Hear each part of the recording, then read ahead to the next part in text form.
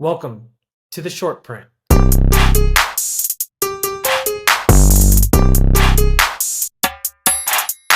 My name is Kaushik Mohan. I go by the Iron Sheik on the Instagram. Along with me is Joel Abraham. I go by the Stats23 on Instagram. What we hope to bring you in this podcast is a vintage level appreciation of modern day sports cards. and it's going to be mainly focused on 90s and 2000s cards across all sports. What's the beauty behind a card? Why do collectors love them? What are the stories behind how the cards were made? And ultimately, will it hold relevance 30, 40 years from now? Or is it still holding relevance today? Agreed. There are so many cards out there that might have value, and sometimes, as many of us have seen, people think a card is good looking because of the fact it's attached to a dollar figure, and in reality, that's not always the case. And we want to highlight items that we find special and give you reasons on why outside of the monetary value that might help people understand why the monetary value ever gets attached to it at all. Yeah, and before we even get started, right? Many of you probably don't know who we are. We have some friend circles into the hobby, so we thought it would be good to just start by introducing ourselves and then walking you through how me and Joel actually are friends as well. So I'll go ahead and start now. So I go by the Iron Sheik on Instagram, like I stated before. I've been in the hobby for about 10 to 15 years. Pokemon when I was a kid, but that I don't think that counts. So, but essentially, I got started just collecting basketball. That's probably my number one sport. Behind there, I do a little dabbling in football and baseball.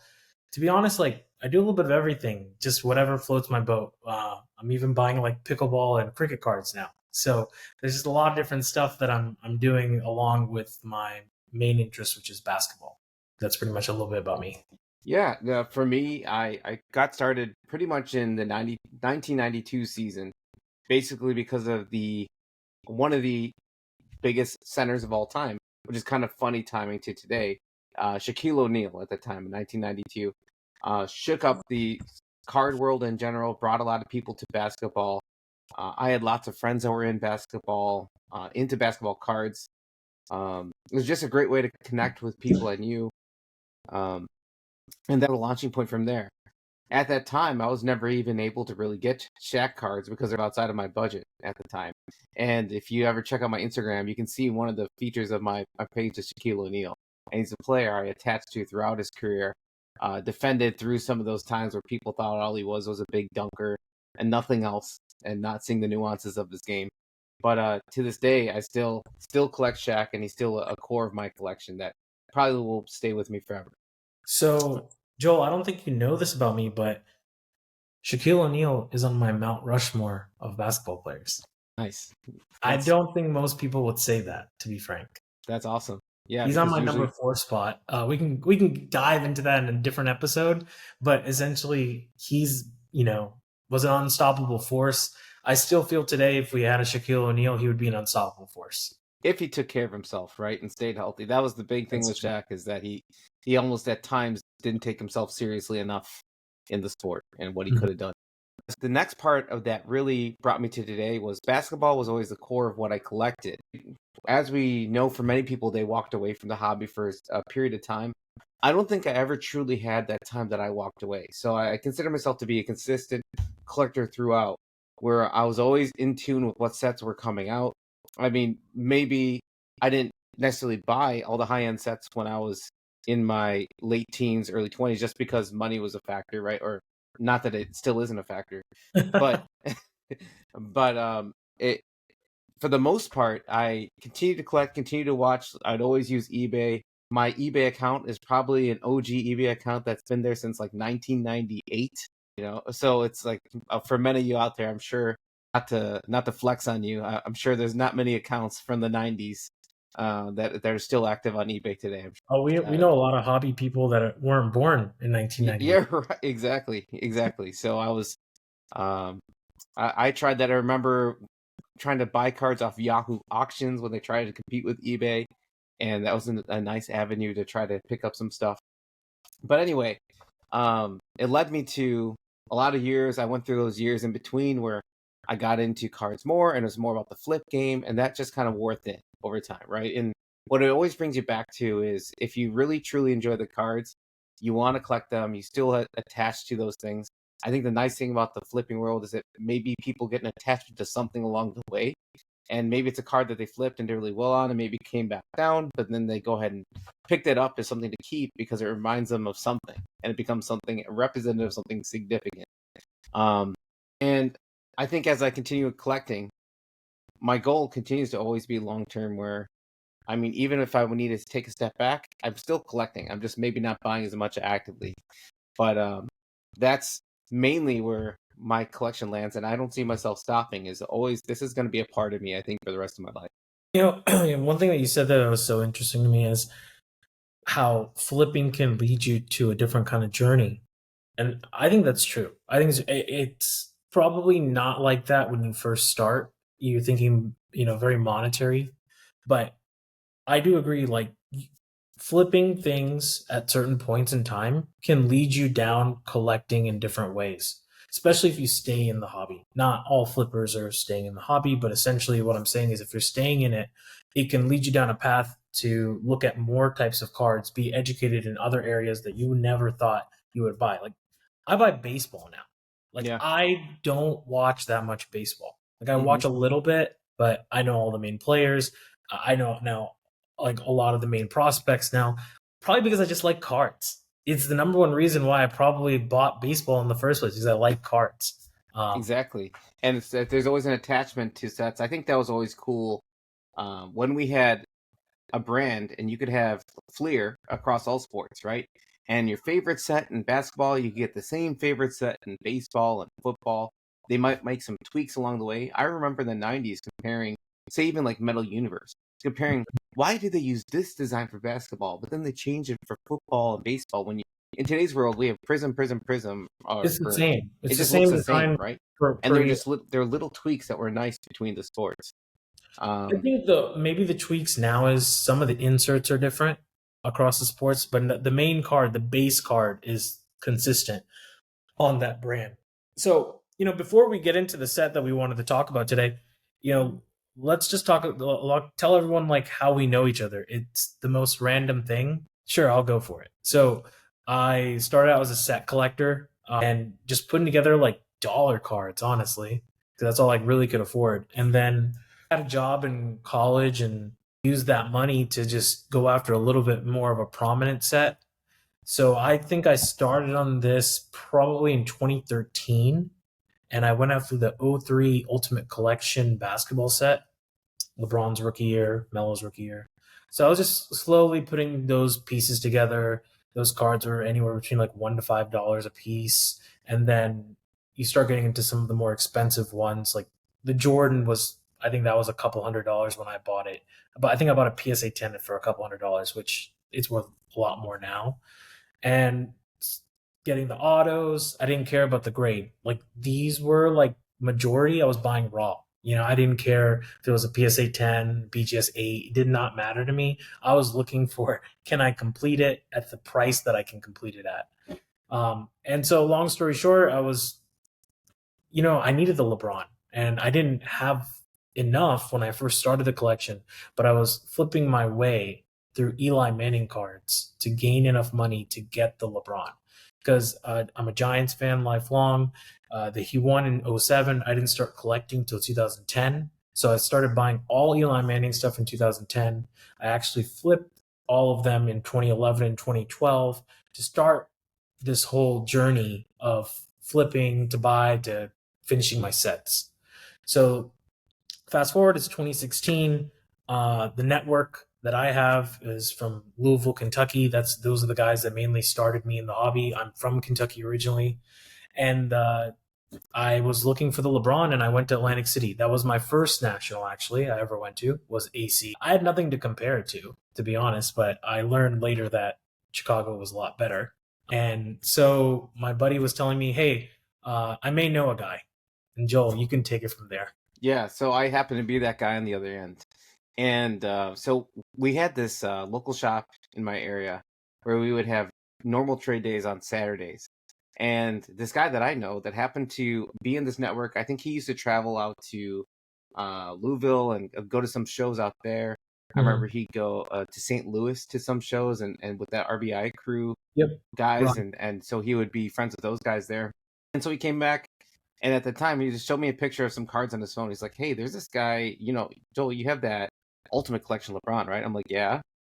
And he's like, "There's this guy that's interested in one, and he has some cool stuff. You want to look?" And he showed me this picture, and the one that stuck out to me was a Jordan LeBron dual autograph from Trilogy, and it was a 9/5/10, Yep. and it was number 23 or 33. And for me, I do have that appeal of liking the jersey number, especially for LeBron and Jordan cards. So, I mean, you're speaking to the choir. Jordan collectors love the jersey numbers, and don't get me started on Kobe guys. They're like right. 8. It doesn't matter if it's 20. Well, it does matter. They care for 8 more than 24, But but they still still. like it, but they won't like it as much. But right, exactly. If it's the 8 versus 24 on the right card. Yeah, so that stuck out to me and was enough because LeBron did just win the championship. I'm like, okay, maybe I'll get a little bit of premium. And at the time, you're not looking for crazy premium on things based on accomplishments. Like you're hoping for that 50% bump or less than that. For me, I was like, okay, so I've had to deal with so much LeBron hate for so long, and I've had to defend this guy through all these years, and actually am seeing him accomplish. Maybe I should take some of this money out, maybe disperse it into a Jordan LeBron. I still have my LeBron piece with It's not Jordan. like you were taking it all out of LeBron. You bought a LeBron auto as part of it. Yeah, right. That's the thing. So for me, it's like at least I can have LeBron and I'll have Jordan to save me because trust me, like the Facebook groups are starting to kind of get to me where people were, basically LeBron, crybaby, blah, blah, blah, all that kind of stuff, right? And then it's like Jordan's the GOAT. No one should even mention LeBron's name along with Jordan. After the Dallas finals, I'll never forget the hate I got because I've been a LeBron guy since the beginning, Yeah. and it was such a low point for me. Brutal. I was just like, this guy is not. Is he going to make it? Like I was like, it was close. He had the talent to do it. I was worried that they were mentally going to get him. We'll tell you this, me being in the Chicago area, how tough that is to be someone who's collecting LeBron in the Chicago market where everyone is like throwing whatever they want to say at me. And like I mentioned, I collect LeBron and the first thing is like, forget that guy. That guy's such a loser, blah, blah, blah. Crybaby loser, get that guy. Don't even mention his name. I had to hear so much. And I'm just like, okay, if you have some, let me know. It's like, what am I going to say?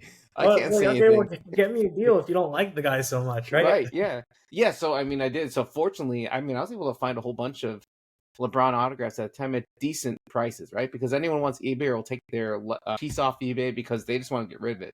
Because, as you mentioned, at the time of Dallas, people were thinking, okay, is LeBron even going to be mentioned in any conversation? Because it came down to people hate him so much. They're like, that's Wade's team. That's not LeBron's team. No, the talk was he is now on that. He's not like on the Michael Olowokandi level, okay? He's not on that stuff. But they were saying for all the hype that came out, is the guy even going to get one ring? Like even one ring was not enough at that point, and you knew it. You know it. Even after he beat Durant and the whole drama that happened after game 1, I don't know if you remember, he fouled Durant on the leg. The ref didn't call it. And sorry, game 2. It was game 2. Game 1, the Thunder won. And game 2, Durant was right on the baseline. He needed to hit a shot, I think, to win the game. LeBron kind of hit his leg as he was coming up. They didn't call it. Durant missed a shot, and then they tied the series, and they went on and win 4-1. Like, they won the whole series because of that. Yeah. But a series that, in retrospect, doesn't look as that tight. But when you were in the time, those games were close. And that core was really good. Yeah. Cramps and all, which was kind of... Oh, see, the cramps. We got a lot of stuff about that. Okay, so I played tennis for a long time. I even collect tennis cards. Novak Djokovic is like considered the GOAT right now. And he would have so many cramps early in his career. And all I kept thinking about was when that was happening to LeBron, I was like, God bless, dude. Don't be Novak. Because everybody hated Novak for that. They thought he would call medical timeout and then he would beat the tennis opponent after the medical timeout. So there's like, oh, he got the break. That's why he won. So I was sitting there thinking, oh, man, like LeBron's just going through cramps. But you know what made me feel great? after Paul Pierce got carried out of the stadium because of his man. claims. It's like, no one can say shit now. Look at what happened to Paul Pierce. They still will, though. Trust me, I heard so much of everything. Anyway, let's get back to the story. We can talk more about that and other things. That'd be a great conversation for us to have just about LeBron and our experience collecting LeBron. But what led me to that moment was just thinking, okay, I'm going to take some of my profit in LeBron, and this guy needs it for his set. He seems like a pretty genuine set collector. I'll get my money, get some cool cards out of it, get a little bit piece of cash, and move out of it. So I was able to have that feeling of feeling good, of moving on for the card. And I still had a PSA 10 SP Authentic rookie of LeBron as well. So I'm like, okay, let me just kind of spread things around, right? And I think that's what led me to do the deal. That being said, one thing, I don't know if you remember this, Kaushik, was you wanted the deal so much that you were willing to send me the cards in the mail without us agreeing on the deal for me to look at the cards in person, because I wasn't sure about the quality of the autograph. But that was kind of the hook, right? The cards are in my hands. As long as I'm an honest person, it's hard for me to send them back to you. You were wavering a lot. I remember Yeah. you were wavering a lot in the discussion. One day you'd be like, yeah. And the next day it's like, I don't know. I don't know why I did that. I'll be frank with you. I think that's a hobby mistake that I will go ahead and go out and say that is a hobby mistake that worked out in my favor. Yeah. I've never had a really like bad deal go sour like that in general, but that was a hobby mistake to go ahead and send him the card. But here's the thing. I think I also misunderstood. I also kind of felt that maybe you pretty much agreed to the deal. Yeah. And I think I misunderstood that you didn't go ahead with the deal. Whatever. Long story short, the other thing that you should know is he told me he was a plumber, or I thought he was a plumber. I thought he was a plumber because I think that was the conversation. By the way, this is back when there was no FaceTime. Okay, like what there was, but maybe we didn't use it. Yeah. I didn't have an iPhone at this point. Like Yeah. I was just texting him on just regular chat, right? Not Instagram or anything. Right. I think we talked on the phone once, but I think so. Specifically, I remember this guy, the mutual guy in between us. He asked me what I did, and I was like, I didn't know why. I told him I probably gave him some descriptions saying like, I work in safety and health for a company that deals with water treatment chemicals. And for some reason, in the game of telephone, that got relayed from him as, oh, he's a plumber. Yeah, I was like, this plumber wants to get rid of one of the best LeBron cards. Like, I'm down. Let's just make this thing happen. And me, like, ships it to you. After I made the deal, my one friend who was giving me so much hate about LeBron for so many years, I moved that card in the deal to you, and he's like, why did you move that card? That's like LeBron's second best rookie. I was like, you hate the guy. He's like, I would have bought it for that kind of thing. He gave me so much hell over that deal, right? And did he see the trilogy? Did he like the trilogy? Yeah, I think it was just he liked it, but he's like, that's like LeBron's second best rookie. You're giving up the card, but I'm like, dude, you've been talking so much crap about LeBron all this time. What makes you correct me at this time? Did you also take the other 3 cards in the deal, which was, I think, a Karl Anthony triple? It was a Karl Anthony Towns gold standard triple patch. It was, I think, an Adrian Peterson and Calvin Johnson exquisite. I don't think I got that. You don't think you got those two? Okay, no. But it's in the group photo that I have, so I don't know. It was like out of 25, the rookie exquisite patch autos. No, I think I took the Towns. I don't remember taking the AP, but who knows? Who knows? I mean, so much. I think you did. I think you took all 4, and I give you cash on top. I think. Yeah. I think that's how it worked. So, what's interesting about that is I actually moved it back to another guy in Chicago a year, maybe 2 years later. I think. Do you know? Well, we got to talk about that offline. I want to know who that was. But but it's another guy in Chicago. He bought it off me, and he didn't even meet me. I was living in Atlanta at that time, and his sister comes to the Starbucks and hands me cash in an envelope. And so this is the deals that happen in the hobby. Yeah, and then little we know, you and I didn't physically know each other until the Chicago 2021 National, right? And that was random. Because I think I knew you through whatever, like, you were popping up on some podcast here or there, and I remember the name Kaushik, right? And then also my friend kind of confirmed. And because of that, I just came up to you at the National. I was like, hey, I think you and I, we had a deal many years ago. And then I brought it up.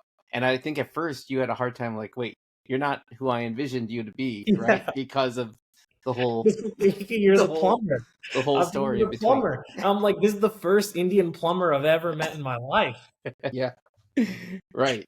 So, So I set up at the table in Nashville. He walks up. He's like, "We did the deal," and I didn't believe him. And then he started recounting the specifics in details. the deal. I was like, "Shit, this is the guy." Yeah. Right. So, But and yeah, little did we know, hey, we're here today, and we've gotten to know each other over the past few years, and we get to start something cool together. So it was well worth it in my book for us to be here today.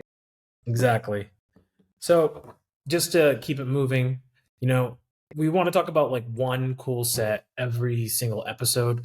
Uh, we haven't truthfully, we haven't gone through like a list of everything all the different sets that we want to go through.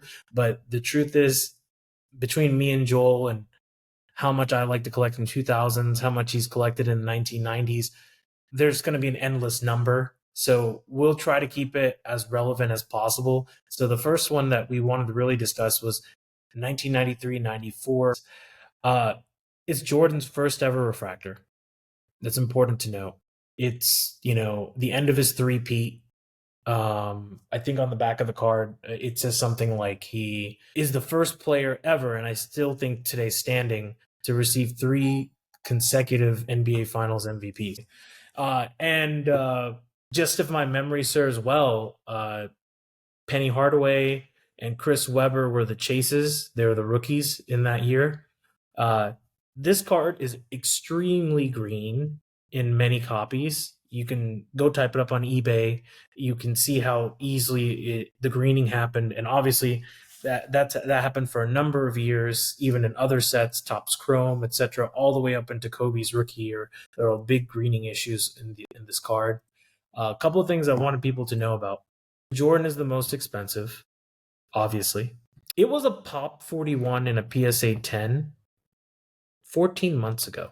Today, it is also a Pop 41 in a Wow. PSA 10. So that is not for a lack of people trying. Trust me on that. There's probably a huge increase in pop count. But the fact that a PSA 10 has not happened tells you how condition sensitive it is and how much maybe also PSA is looking into different specifications for the card. Well, the centering. I think the centering was a big issue on those when they were cut. I mean, it's very hard to find a well-centered copy of that card, along with the surface issues, lots of dimples, etc., on that card. But mainly, yeah, I mean, we still weren't. This was a new technology being introduced that year. This was a high-end pack. At the time was around $6 a pack for Finest Basketball. I remember watching it in awe as I was at a shop in a mall near me, and this guy was buying one pack at a time, looking for the Jordan. Next pack, and I couldn't believe it. He spent like $60. Guess what the pack odds are on a Yeah. Jordan refractor? Just take a gamble. Oh Take a man, guess. I can't even imagine. One in We'll how many see. packs you think? We'll see. Okay, so if there's how many cards was that set? It was 180 cards in that set, and then there 2 per is box. Was it or one refractor? It was 2 refractors yeah, per I think box. it's like 2 per box, and then the other thing was there is the top 10 players in each division got their own insert as well. So I think there was like 40 more on top. So it was 220 total cards, but 180 base. I'll just go ahead and tell you it's like 1 in about 1,400 packs Wow. was a Jordan refractor hit. And just so people are aware, those boxes are going for about $600-700 right now, and a Jordan refractor PSA 8 is going for the same price. So I don't know what you're probably not going to hit one in a box, but maybe you would get a non-green copy. Which, if you get a non-green copy, that could be big. You make me want a Jordan 93 refractor right now.